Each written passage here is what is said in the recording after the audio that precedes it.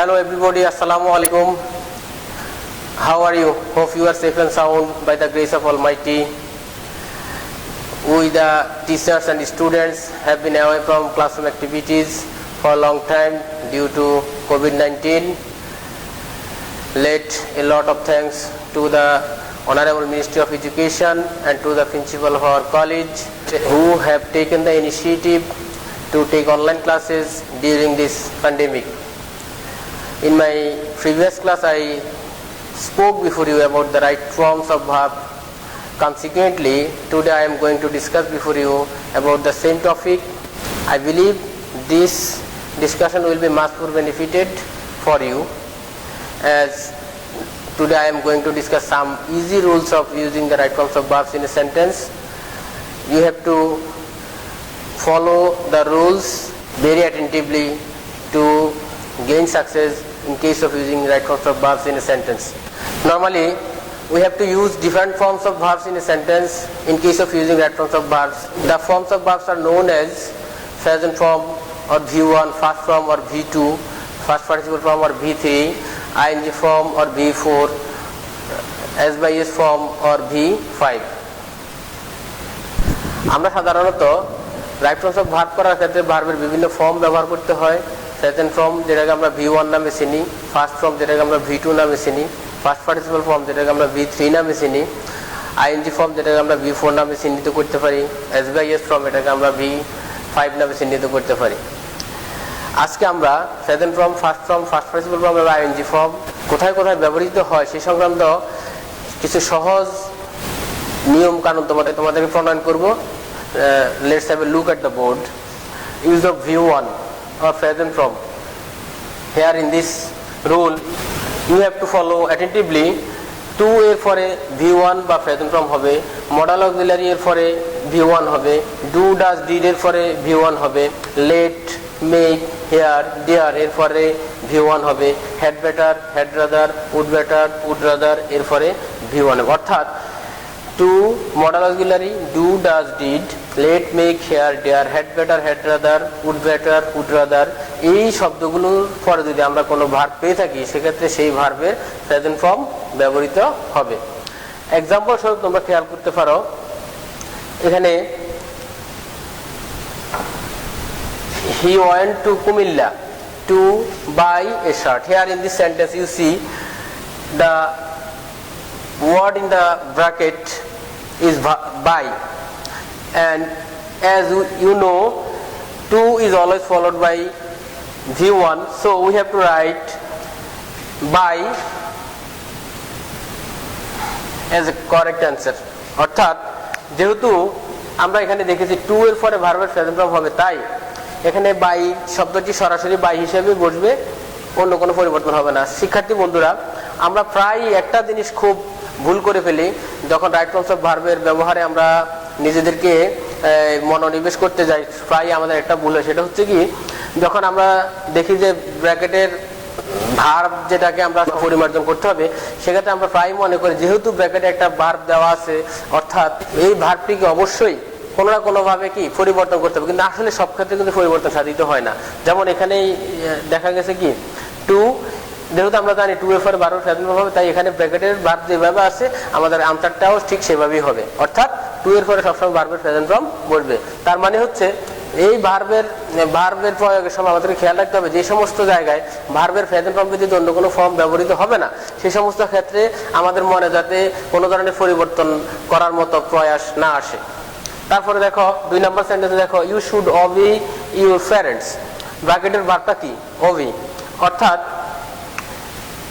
তুমি তোমার বাবা মা কি করবে? সম্মান করবে। এখন আমরা 2 নম্বর রুলে দেখছিলাম মডাল অক্সিলারি এর পরে V1 হবে, যেহেতু এখানে শুড একটা মডাল অক্সিলারি, তাই এখানে পরবর্তী ভার্বের প্রেজেন্ট ফর্ম ব্যবহৃত হবে, অর্থাৎ ওবি যেভাবে আছে সেভাবে থাকবে। এখানে সঠিক কারেক্ট অ্যান্সার হবে ওবি। কারণ কি, যেহেতু মডাল অক্সিলারি এর পরে সবসময় ভার্বের প্রেজেন্ট ফর্ম ব্যবহৃত হয়। তারপরে 3 নম্বর সেন্টেন্সে দেখো, ডাজ শি ইট রাইস। এখানে আমরা উপরের নিয়মগুলোর দিকে খেয়াল করলে দেখবো ডু ডাজ ডিড এর পরে সবসময় ভার্বের প্রেজেন্ট ফর্ম বসে, সেক্ষেত্রে যেহেতু আগে একটা ডাজ আছে তাই আমাদের ইট অবশ্যই প্রেজেন্ট ফর্মে ব্যবহৃত হবে, এর সাথে অন্য কোনো কিছু ব্যবহার করা যাবে না, এর কোনো পরিবর্তনও হবে না, কারণ ডু ডাজ ডিড এর পরে সবসময় ভার্বের প্রেজেন্ট ফর্ম ব্যবহৃত হবে। 4 নম্বর সেন্টেন্সে দেখো let the girl Singh a song. এখানে আমরা আরেকটা নিয়ম দেখেছি, লেট, মেক, হেয়ার, ডিয়ার এরপরে সাধারণত ভার্বের প্রেজেন্ট ফর্ম বসে। যেহেতু আমরা আগে লেট শব্দটাকে পেয়েছি তাই আমাদের পরবর্তী ভার্বের প্রেজেন্ট ফর্ম ব্যবহৃত হবে, অর্থাৎ এখানেও সিং শব্দটি অপরিবর্তিত থাকবে। তারপরে 5 নম্বর সেন্টেন্সে দেখো you had better leave the place. হ্যাঁ, আমরা একটা নিয়ম লিখেছি, had better, had rather, would better, would rather এরপরে ভার্বের প্রেজেন্ট ফর্ম ব্যবহৃত। যেহেতু আমাদের ব্র্যাকেটের ভার্বের পূর্বে হ্যাড বেটার শব্দটি আছে তাই আমাদের এখানকার ব্র্যাকেটের ভার্বটিও অপরিবর্তিত থাকবে। আমরা এই প্রথম রুলটিতে দেখলাম কোন কোন জায়গায় ভার্বের প্রেজেন্ট ফর্ম ব্যবহৃত হয়। আর এখানে আমাদের খুবই লক্ষণীয় একটা বিষয় হচ্ছে সবসময় ভার্বের ফর্ম, যে শব্দটি ভার্বের প্রয়োগের জন্য ব্র্যাকেটে থাকবে সেটা আসলে সবসময় পরিবর্তন সাধিত হয় না। যদি নিয়ম কানুন আমাকে রেফার করে যে আমাকে এখানে ভার্ব অপরিবর্তিত রাখতে হবে তাহলে আমাকে অপরিবর্তিতই রাখতে হবে। আমরা কিন্তু প্রায় সাধারণত চেষ্টা করি ভার্ব ব্র্যাকেটের ভার্বের সাথে কিছু একটা লাগিয়ে দিই, হয়তো বা প্রেজেন্ট ফর্ম করে ফেলি, অথবা ফার্স্ট ফর্ম করে ফেলি, অথবা আইএনজি লাগিয়ে ফেলি। এই ভুলটা করা যাবে না। এই 5টা ক্ষেত্রে আমরা মোটামুটি নিশ্চিত হলাম যে এগুলোর পরে ভার্ব থাকলে ভার্বের সবসময় প্রেজেন্ট ফর্ম ব্যবহৃত হয়। তো students, now I am going to discuss before you where we use the first form of verb, অর্থাৎ কোথায় আমরা ভার্বের ফার্স্ট ফর্ম ব্যবহার করব সেই বিষয়টা নিয়ে এখন আমি তোমাদের সামনে আলোচনা করতেছি। একটু খেয়াল করো, let's have a look at the board. First indefinite টেন্সে V2 বা ফার্স্ট ফর্ম ব্যবহৃত হবে। It is time, it is high time, wish, fancy এরপরে ভার্বের ফার্স্ট ফর্ম হবে। once, once upon a time, ago, a few days ago, yesterday, previous day, last year or month or week ইত্যাদি উল্লেখ থাকলে ভার্বের first form ব্যবহৃত হবে। একটু আবার খেয়াল করো, যদি ফার্স্ট ইনডিফিনিট টেন্স হয় তাহলে অবশ্যই সেখানে ভার্বের ফার্স্ট ফর্ম ব্যবহৃত হবে। It is time, it is high time, wish, fancy এই শব্দগুলোর পরে ভার্বের ফার্স্ট ফর্ম ব্যবহৃত হবে।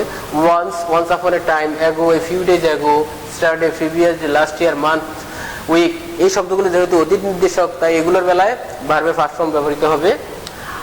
আবার একটু উদাহরণস্বরূপ তোমরা একটু খেয়াল করে দেখো, আমি যে সেন্টেন্সগুলো দিয়েছি প্রথমে দেখো, I eat breakfast, I eat breakfast 5 minutes ago। একটু খেয়াল করে দেখো, আমি নাস্তা খেয়েছি কয় মিনিট আগে? 5 মিনিট আগে। যেহেতু 5 মিনিট আগে দ্বারা অতীতকে নির্দেশ করা হয়েছে তাই আমাদের এখানে ইট ভার্বের ফার্স্ট ফর্ম ব্যবহৃত হবে। ইট এর first form ate. In the second sentence you see it is high time you stop smoking, you stop smoking ধূমপান বন্ধ করার এখনই উপযুক্ত সময়। আমরা আরেকটু এই it is time, it is high time সম্পর্কে তোমাদেরকে একটু তথ্য দিতে হয়। It is time, it is high time অর্থ কোনো কাজ করার উপযুক্ত সময়। এখন তোমাদের মনে প্রশ্ন থাকতে পারে, it is time, it is high টাইমের পরে কোনো কাজ করার এখনই উপযুক্ত সময় এই অর্থে যদি ব্যবহৃত হয়ে থাকে তাহলে ভার্বের ফার্স্ট ফর্ম কেন ব্যবহৃত হবে? অর্থাৎ নিয়ম এমন একটা বিষয়, এটাকে আমাদের কি নিয়ম থেকে বেরিয়ে আসার কোনো সুযোগ নেই। যেহেতু বই পুস্তকে আমাদেরকে নির্দেশ দেওয়া হয়েছে it is time, it is high time থাকলে ভার্বের ফার্স্ট ফর্ম ব্যবহৃত হবে, আমরা তাই সবসময় এটার পরে ভার্বের ফার্স্ট ফর্মই ব্যবহার করে থাকি। কিন্তু আমাদেরকে একটা জিনিস এখানে মনে রাখতে হবে, এক্ষেত্রে ব্যবহৃত ভার্বের ফার্স্ট ফর্ম মূলত আনরিয়েল ফার্স্ট, মানে এটা অবাস্তব অতীত, এটা আসলে সত্যিকার অতীত নয়। যেহেতু আমার এখনকার কাজ এখন না করলে নাই হবে, এখন না করলে আর করা হবে না, এই অর্থে it is time, it is high time ব্যবহৃত হয়। তাহলে বোঝা গেছে এখানে আমরা যে ভার্বের ফার্স্ট ফর্ম ব্যবহার করি সেটা আসলে নিয়ম রক্ষার্থেই করি, কিন্তু এটা আসলে আনরিয়েল ফার্স্ট। হ্যাঁ, তো যেহেতু it is time, it is high টাইমের পরে ভার্বের ফার্স্ট ফর্ম ব্যবহৃত হয় আমরা এখানে লিখেছি, তাই আমাদের স্টপ ভার্বের ফার্স্ট ফর্ম আমাদেরকে এখানে লিখতে হবে। স্টপ ভার্বের first form stopped will be the correct answer here in this sentence. In the third sentence you see I wish I be a teacher, কোনো কিছু হওয়া অর্থে উইশ, ফ্যান্সি এগুলোর পরে আমরা জানি সবসময় ভার্বের ফার্স্ট ফর্ম ব্যবহৃত হয়, এবং কোনো কিছু হওয়া অর্থে উইশ, ফ্যান্সি এর পরে যদি বি ভার্ব থাকে সেক্ষেত্রে অবশ্যই বি ভার্ব হিসেবে ওয়ার ব্যবহৃত হবে, ওয়াজ ব্যবহৃত না হয়ে ওয়ার ব্যবহৃত হবে। ওয়ারও কিন্তু ভার্বের ফার্স্ট ফর্ম, সেই হিসেবে এখানে correct answer war.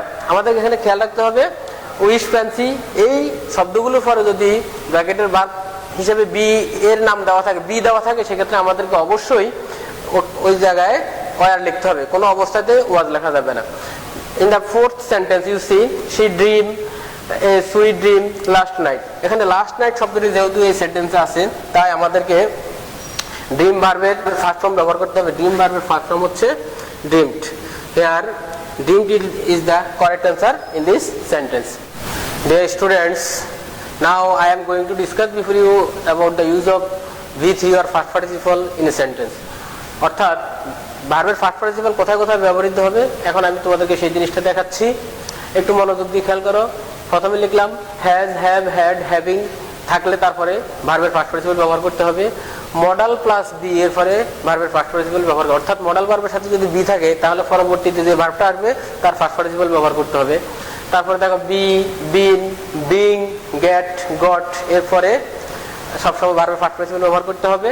Passive voice auxiliary ভার্বের পরে ভার্বের ফার্স্ট পার্টিসিপল ব্যবহার করতে হবে। এক্সাম্পল স্বরূপ তোমরা দেখো প্রথম সেন্টেন্সটাতে having finish the work I went to bed, যেহেতু এখানে হ্যাভিং এর পরে ব্র্যাকেটের ভার্ব ফিনিশ আছে, যেহেতু আমরা এখানে দেখি যে হ্যাভিং এর পরে ভার্বের ফার্স্ট পার্টিসিপল ব্যবহৃত হবে, তাই আমাদেরকে ফিনিশ ভার্বের ফার্স্ট পার্টিসিপল ফিনিশড ব্যবহার করতে হবে।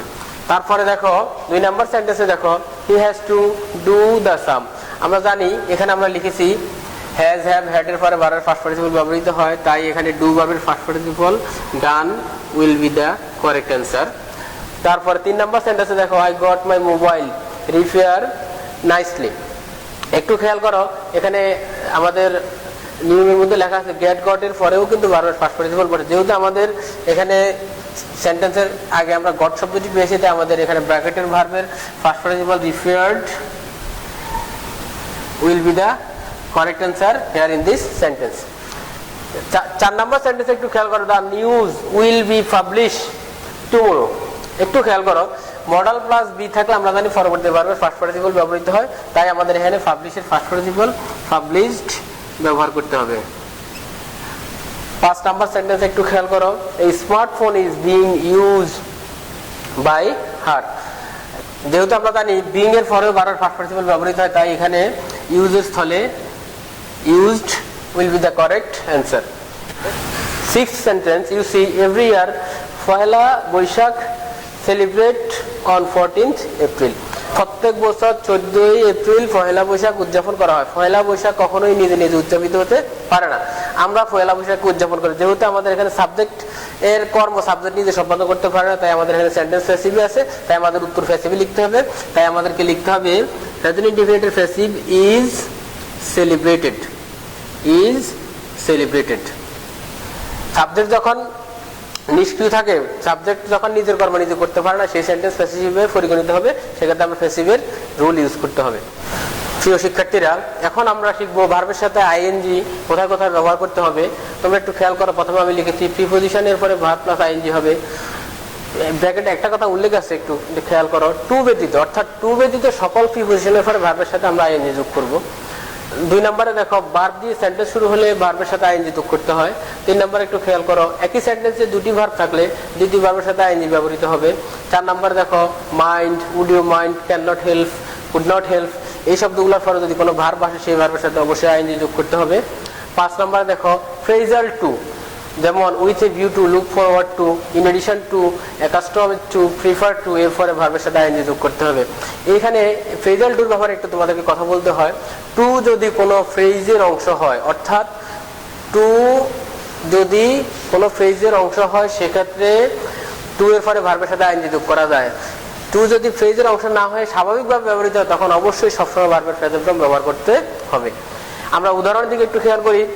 প্রথম সেন্টেন্সে দেখো she is fond of it sweet, সে মিষ্টি খেতে পছন্দ করে। যেহেতু অফ প্রিপোজিশন, প্রিপোজিশনের পরে ভার্বের সাথে আইএনজি যোগ করতে হয়, সেক্ষেত্রে আমাদের it will be turned into eating, correct answer will be eating.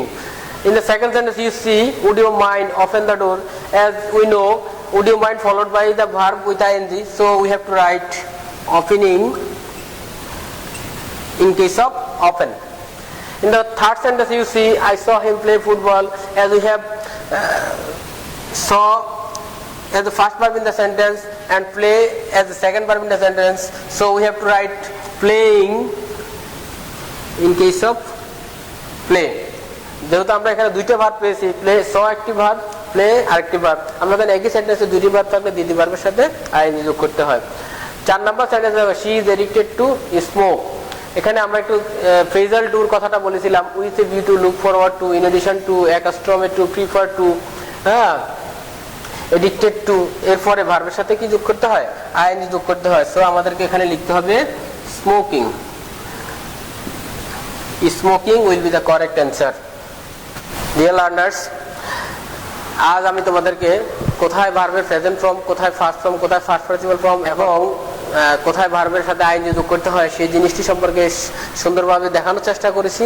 তোমরা মনোযোগ দিয়ে আমার এই ভিডিওটি দেখবে এবং যদি মনোযোগ দিয়ে দেখে থাকো তাহলে অবশ্যই তোমরা অনেক বেনিফিট পাবে। তোমাদের রাইট ফর্মস অফ ভার্বের ব্যবহারের বেলায় তোমরা অনেক বেশি সফল হতে পারবে। পরবর্তী কোনো ক্লাসে ইনশাআল্লাহ দেখা হবে। See you again. No more today. আল্লাহ হাফেজ।